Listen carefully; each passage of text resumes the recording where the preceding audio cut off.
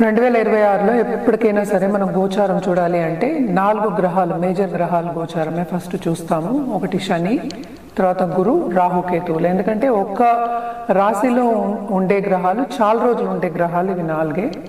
So most important ఏంటంటే శని గ్రహం. First starting ఎప్పుడైనా శని గ్రహం గురించి మాట్లాడతాము.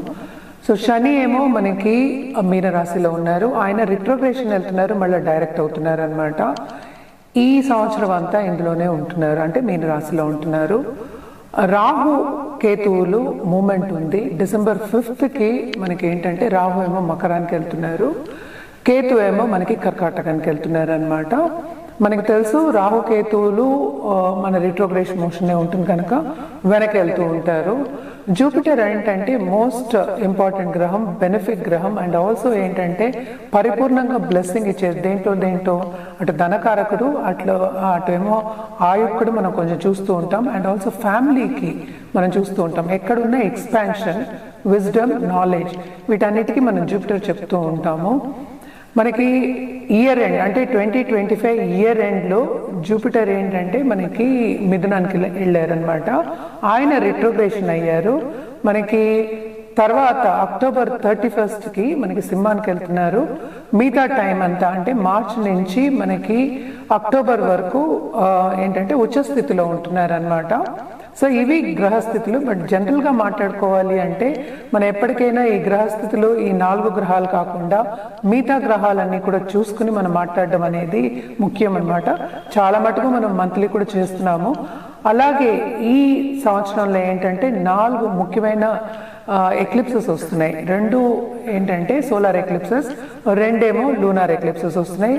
ఫిబ్రవరి 17th ఉంది, మళ్ళీ మార్చ్లో ఉంది, మళ్ళీ ఏంటంటే మనకి ఆగస్ట్లో 2 ఉన్నాయి. అటు సోలార్ ఎక్లిప్స్ ఉంది, అటు లూనార్ ఎక్లిప్స్ కూడా ఉంది. అలాగే ఈ ఉగాది కూడా మనం ఎప్పుడు చెప్పుకుంటూ ఉంటాం, ఉగాది చెప్పుకుంటాం. మార్చ్ 19th 20th వస్తుంది. పరభవ నామ సంవత్సరం వస్తుంది అనమాట, అంటే 40th సంవత్సరం. ఎవ్రీ 60 yearsకి నేమ్ అనేది చేంజ్ అవుతూ ఉంటుందన్నమాట. ఇది మనం చూసాము అంటే కొన్ని రాసుల వారికి చాలా చాలా బాగుంది. జనరల్గా చూసామంటే కూడాను మనం ఎప్పటికైనా పాజిటివ్ మాట్లాడుతున్నాము కనుక ఏదైనా సరే మిశ్రమ ఫలితాలని చెప్పుకోవడం అనేది జరుగుతుంది. అండ్ ఆల్సో మనం చూసాము అంటే ఈ సంవత్సరం కూడా ఖర్చులు అనేవి చాలా ఎక్కువ అవుతాయి. అండ్ ఆల్సో అన్ని వస్తువులు ఖరీదవుతాయి. కొన్ని అంటే కంట్రీస్కి మనకి ఏంటంటే అంత సన్నిహితంగా ఉండవన్నమాట. దెబ్బలాట వచ్చేవి, అలాగే వార్ వచ్చే సూచనలు కూడా మనకి కనిపిస్తున్నాయి. అండ్ ఆల్సో మనం చూసాము అంటే అందరు మనుషులు కూడాను, అంటే అందరూ ఇప్పుడు పనిచేసే వాళ్ళందరూ, అండ్ ఆల్సో ఇప్పుడు ఫార్మింగ్ కమ్యూనిటీ అనుకుందాం, ఏదైనా చేసేవాళ్ళు అంటే మనం చేసే పనిలోనే కొంతవరకు అభివృద్ధి ఉంటుంది, కానీ సాటిస్ఫాక్షన్ అనేది అంత ఉండదని చెప్పాలన్నమాట.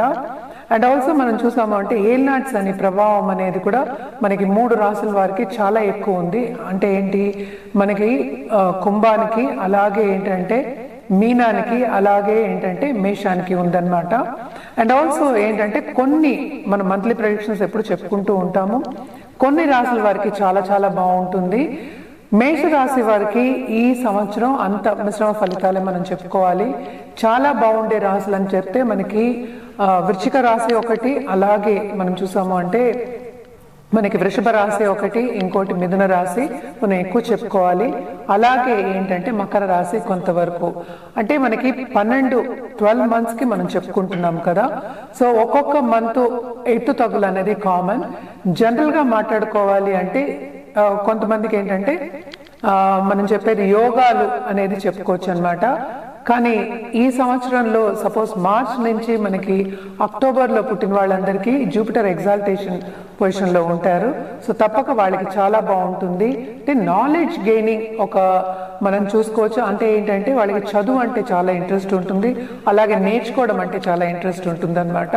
సో జనరల్గా మనం మాట్లాడుకుంటున్నాము. సో ఏ రాశుల వారికి ఎట్లా ఉందో మనం ఇప్పుడు చూద్దాం. తప్పక ఫుడ్ బిజినెస్లో ఉన్న వాళ్ళకి బాగుంటుంది.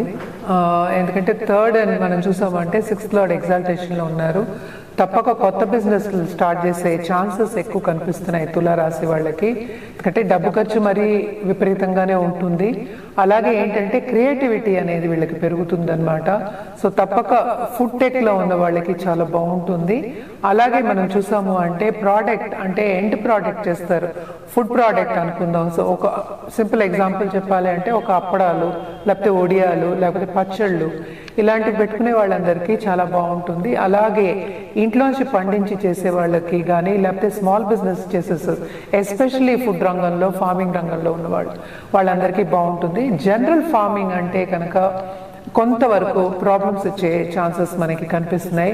తులారాశి వాళ్ళకు కూడా ఈ సంవత్సరం అంతా మిశ్రమ ఫలితాలే ఘోషిస్తున్నాయి అన్నమాట. సో తప్పక కొంతవరకు జాగ్రత్త వహించడం అనేది మంచిది.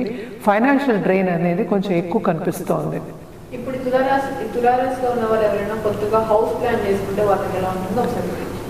తప్పక హౌస్ ప్లానింగ్ చేసుకోవాలి అంటే వీళ్ళు కూడా ఏంటంటే ఎప్పుడు ప్లాన్ చేయాలి అనేది మోస్ట్ ఇంపార్టెంట్. ఏదైనా వ్యక్తిగత జాతకం మీద ఆధారపడి ఉంటుంది. కానీ జనరల్గా మనం చెప్పుకోవాలి అంటే కనుక మనం ఏప్రిల్ నుంచి మనకి అక్టోబర్ వరకు చాలా బాగానే ఉందన్నమాట. వీళ్ళకి డబ్బు ఎలాగూ కొంత లాస్ కానీ లేకపోతే ఎక్కువ ఖర్చు పెట్టడం కానీ ఉంది కనుక అది లాంగ్ టర్మ్ ఇన్వెస్ట్మెంట్లో పెట్టడం అనేది మంచిదే. సో తప్పక ఏంటంటే హౌస్ ప్లానింగ్ చేసుకోవడం అనేది వెరీ ఇంపార్టెంట్. సో ప్లాన్ చేసుకోవచ్చు, అలాగే కొనుక్కోవచ్చు. సో ఏంటంటే లాసెస్ రాకుండా చూసుకోవాలి. సో 1-2 సార్లు వెళ్ళి చూసుకోవడం కానీ, లేకపోతే ఎవరైనా మనం ఎప్పుడు అంటూ ఉంటాం కదా, నెగటివ్ ఫోర్స్ రాకుండా అంటే ఏంటి, నెగటివిటీ లేకుండాను, అలాగే ఎదురు వాళ్ళు మనని ఏమార్చకుండా చూసుకోవడం అనేది మన బాధ్యత. సో జనరల్గా మనం చెప్పాలి అంటే తులారాశి వాళ్ళకి కొంతవరకు లాసెస్ ఉన్నాయి కనుక మనం జాగ్రత్త చెప్పడం అనేది జరుగుతోంది. ఇప్పుడు ఈ తులారాశిలో ఉన్న స్టాక్ ట్రేడర్స్ కి కానీ లేదా రియల్ ఎస్టేట్ రంగాల్లో ఉన్న వాళ్ళకి కానీ ఎలా ఉంటుందో ఒకసారి. తప్పక అకౌంటెన్సీలో ఉన్న వాళ్ళకి, లేకపోతే ఇప్పుడు సిఎస్ ఉన్నారు, ఇట్లాంటి వాళ్ళకి బాగుంటుంది. వాళ్ళు స్టాక్ ట్రేడింగ్ చేయడం కానీ, లేకపోతే ఫైనాన్షియల్ మార్కెట్లో ఉన్న వాళ్ళకి కానీ, లేకపోతే ఫైనాన్షియల్ ఇన్వెస్ట్మెంట్లో ఉన్న వాళ్ళకి కానీ కొన్ని నెలలు చాలా బాగుంటాయి అన్నమాట, కొన్ని నెలలు అంత బాగుండవు. సో ఇందాక నేను చెప్పినట్టు వీళ్ళు తప్పక మనకి ఏప్రిల్ నుంచి కొంత అక్టోబర్ వరకు వీళ్ళకి బాగానే ఉంది. సో దాని తర్వాత ఏంటంటే జూపిటర్ సంచారం మనం చూసాము అంటే 11th లో జరగబోతోంది, అది ఇంకా బాగుందన్నమాట. సో ఎప్పటికైనా మీరు ప్లానింగ్ చేసుకోవాలి అంటే అక్టోబర్ తర్వాత ఇన్వెస్ట్మెంట్ ప్లానింగ్ చేయడం కానీ, లేకపోతే స్టాక్ ట్రేడింగ్లో కొంచెం ఇన్వాల్వ్ అయ్యి చేయడం కానీ, ఎక్కువ ఇన్వెస్ట్మెంట్ పెట్టడం కానీ ఆ టైంలో చేస్తే కనుక రాబడి కొంచెం ఎక్కువ ఉంటుందన్నమాట. ఇప్పుడు ఈ తులారాశి వారు ఎవరైతే ఉన్నారో వాళ్ళు ఫిలిం ఇండస్ట్రీలో ఉన్న వాళ్ళకి ఎలా ఉంటుందో ఒకసారి. తప్పక ఆర్ట్ రంగంలో ఉన్న వాళ్ళకి బాగానే ఉంది, కానీ శ్రమ అనేది చాలా అధికం అనిపిస్తోంది. అదొకటి కాకుండా కొంతవరకు ఫైనాన్షియల్ లాసెస్ అనేవి మనకి కనిపిస్తున్నాయి. సో జనరల్గా సినిమా రంగం అంటే కొంచెం జాగ్రత్త వహించడం అనేది మంచిదన్నమాట. ఎందుకంటే అన్ని సబ్జెక్టులు మనకి ఎదుటి వాళ్ళు తీసుకుంటారు కానీ, లేకపోతే ప్రేక్షకులు మంచిగా తీసుకుంటారు కానీ అని చెప్పలేమన్నమాట. కానీ మోస్ట్ ఇంపార్టెంట్ ఏంటంటే కొత్త వాళ్ళు రావడం, కొత్త వాళ్ళు పరిచయం అవ్వడం, అలాగే వాళ్ళు పైకి రావడం, ఎస్పెషల్లీ ఈ రాశిలో ఉన్న వాళ్ళు పరిచయం అవ్వడం, అలాగే పైకి రావడం అనేది కనిపిస్తోంది. నాట్ ఓన్లీ దట్, మనం టీవీ రంగం కానీ, చిన్నతర అంటాము, చిన్నతర కానీ, లేకపోతే యూట్యూబ్ రంగంలో ఉన్న వాళ్ళకి కానీ కొంతవరకు శ్రమ పడాలి. శ్రమకి తగిన ఫలితం అనేది కొంతవరకు మనకి కనిపిస్తోంది అనమాట. ఎస్పెషల్లీ ఇప్పుడు ఫారిన్ ఇన్వెస్టర్స్ ఉన్నారు, లేకపోతే లక్ అనేది మనకి ఫారిన్ తో టైఅప్ అయి ఉంది కనుక, ఎందుకంటే 5th రాహు ఉన్నాడు. సో తప్పక ఏంటంటే కొంతవరకు లాభం కానీ, అలాగే మోస్ట్ ఇంపార్టెంట్ వీళ్ళకి చెప్పవలసింది ఏంటంటే వీళ్ళ కెరియర్ పాత్ అనేది కొంతవరకు ఈ సంవత్సరంలో ఏర్పడుతుంది. ఎందుకంటే రాబడి అనేది మనం ఎక్కువ చెప్పట్లేదు, బట్ కెరియర్ పాత్ కానీ, లేకపోతే ఆ దశలో నడవడం కానీ, లేకపోతే మనం అనుకునేది సాధించడం కానీ అవన్నీ జరగచ్చు. కానీ శ్రమతో కూడిన పని. వీళ్ళు కూడా మోస్ట్ ఇంపార్టెంట్ ఏంటంటే తప్పక వీళ్ళు ఏంటంటే హెల్త్ మీద ధ్యాస పెట్టడం అనేది వెరీ వెరీ ఇంపార్టెంట్. కంఫర్ట్ లెవెల్లో కొంచెం తక్కువ ఉంటుంది, డబ్బు ఖర్చు అనేది ఎక్కువ ఉంది. ట్రావెలింగ్ అనేది మనకి ఫారిన్ ట్రావెల్ కూడా కొంతవరకు కనిపిస్తోంది అనమాట. సో తప్పక వీళ్ళు ఏంటంటే, అండ్ ఆల్సో మనం చెప్తూనే ఉన్నాం towards end of this year ఏంటంటే రాహు మూమెంట్ కూడా ఉందన్నమాట. సో ఇవన్నీ వచ్చినప్పటికీ ఫారిన్ ట్రావెల్ ఉండడం కానీ, ఫారిన్లో కొంతవరకు సెటిల్ అవ్వడం కానీ, ఫారిన్లో ఉండాలి అని మక్కువ చూపించడం కానీ అవన్నీ కనిపిస్తున్నాయి. అలాగే ఏంటంటే వీళ్ళు చేసే పనిలో కూడా వేరే చోటికి వెళ్ళి ట్రావెల్ చేయడం అనేది మనకి కనిపిస్తోంది. తప్పక వీళ్ళకి ప్రమోషన్ వచ్చే సూచనలు ఉన్నాయి, కానీ కొంతవరకు ఇబ్బంది పడవలసిన ఒక సంవత్సరం కింద మనం చెప్పాలి తులారాశి వాళ్ళకి. ఇప్పుడు తులారాశి వాళ్ళు 2026లో ఎలాంటి పరిహారాలు చేసుకుంటే బాగుంటుందో ఒకసారి వివరించండి. తప్పక వీళ్ళు లక్ష్మీ గణపతి హోమాలు కానీ పూజలు కానీ చేయడం అనేది మంచిది. అండ్ ఆల్సో మనం చూసాము అంటే జూపిటర్ కాళ్ళు పట్టుకోవడం అంటే గురువు కాళ్ళు పట్టుకోవడం ఇంకా మంచిదన్నమాట. ఎందుకంటే చదువుకునే వాళ్ళు కానీ స్టూడెంట్స్ కానీ లేకపోతే ఇప్పుడు బిజినెస్లో పైకి రావాలి అనుకున్న వాళ్ళు, ఎస్పెషల్లీ స్టాక్ ట్రేడింగ్లో ఉన్నవాళ్ళు అండ్ ఆల్సో కమర్షియల్గా చేసేవాళ్ళు అంటే బిజినెస్ చేసేవాళ్ళు, అలాగే కమిషన్ బిజినెస్ చేసేవాళ్ళు, వీళ్ళందరికీ కూడా కొంతవరకు బాగానే ఉంటుంది, కానీ మనకి లాసెస్ కూడా మనకి కనిపిస్తున్నాయి అన్నమాట. సో తప్పక గురువు కాళ్ళు పట్టుకోవడం అనేది మంచిది.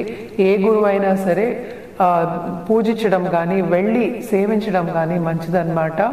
అలాగే మనం చూసాము అంటే తప్పక ఎల్డర్స్కి రెస్పెక్ట్ ఇవ్వడం, అలాగే ఏంటంటే గురువులకి రెస్పెక్ట్ ఇవ్వడం, మన పెద్దవాళ్ళకి రెస్పెక్ట్ ఇవ్వడం, తల్లిదండ్రులకి రెస్పెక్ట్ ఇవ్వడం, వాళ్ళని జాగ్రత్తగా చూసుకోవడం అనేది వెరీ ఇంపార్టెంట్. ఇప్పుడు మనం మాట్లాడుకుంది జనరల్గా మాట్లాడుకున్నాము, ఎందుకంటే ఈ 4 ప్లానెట్స్ అంటే మేజర్ ప్లానెట్స్ గురించి మాట్లాడి దాన్ని బట్టి మనం పరిహారాలు కూడా ఇచ్చాము. అండ్ ఆల్సో ఏంటంటే మనం రాశి ఫలితాలు కూడా మాట్లాడుకున్నాం అన్నమాట. ఇదంతా జనరలే, అంటే ఏంటంటే రాశి వారిగానే మనం మాట్లాడుకుంటూ వస్తున్నాము. ఏదైనా సరే వ్యక్తిగత జాతకం మీద ఆధారపడి ఉంటుంది. అంటే వ్యక్తిగత జాతకం చూసినప్పుడు ఇప్పుడు గోచారం ఏం జరుగుతోంది ప్లస్ ఇప్పుడు ఏంటి టైం జరుగుతోంది వాళ్ళకి అని చూసినప్పుడే మనకి ఒక ఏంటంటే సూచన ఇవ్వడం కానీ సొల్యూషన్ ఇవ్వడం కానీ జరుగుతుంది. అదేంటంటే పరిహారం రూపంలో మనకి పూజ కానీ జపం కానీ లేకపోతే ఒక జాతిరత్నం కానీ ఇఫ్ ఇట్ ఈస్ వారంటెడ్ అంటే ఏంటి జాతక రీత్యా ఇవ్వడం అనేది జరుగుతుంది. ఎప్పటికైనా సరే ఆ కన్సల్టేషన్ తీసుకున్నప్పుడు మనం ఇచ్చిన పరిహారాలు చేస్తే తప్పక ఏంటంటే పైకి వెళ్ళే ఛాన్సెస్ ఎక్కువ ఉంటాయి. అంటే పైకి వెళ్ళడం ఏంటి, మనకి లైఫ్లో ఏం సాధించాలో అది సాధించడం అనేది జరుగుతుందన్నమాట. ఆ దిశగా నడవడం కానీ ఏదైనా ఇబ్బందులు వచ్చినప్పుడు ప్రాబ్లమ్స్ వచ్చినప్పుడు ఎలా ఫేస్ చేయాలి అని చెప్పడం కూడా జరుగుతుందన్నమాట. సో తప్పక కింద స్క్రోల్ అయ్యే నంబర్కి అలాగే ఈమెయిల్ ఐడికి సంప్రదిస్తే కనుక అన్ని వివరాలు చెప్పడం అనేది జరుగుతుంది. అంటే అపాయింట్మెంట్ తీసుకుని అంటే పరిహారాలు చేసుకోవడం లేకపోతే జాతకం చూసుకుని పరిహారాలు చేసుకోవడం అనేది ఎప్పటికైనా మంచిదే కదా. సో తప్పక అపాయింట్మెంట్ తీసుకుని జాతకం పరిశీలించుకున్న తర్వాత ఎగ్జాక్ట్ సొల్యూషన్ ఇస్తాం కనుక తప్పక కింద స్క్రోల్ అయ్యే నంబర్ కానీ ఈమెయిల్ ఐడి కానీ సంప్రదిస్తే అన్ని వివరాలు చెప్పడం జరుగుతుంది. అలాగే అపాయింట్మెంట్ ఎప్పుడు దొరుకుతుంది, ఎలా అపాయింట్మెంట్ ఇస్తాము అంటే ఆన్లైన్ కూడా చేస్తాము ఆఫ్లైన్ కూడా చేస్తాము, సో ఎలా చేయాలి అనేది చెప్పడం జరుగుతుంది అన్నమాట.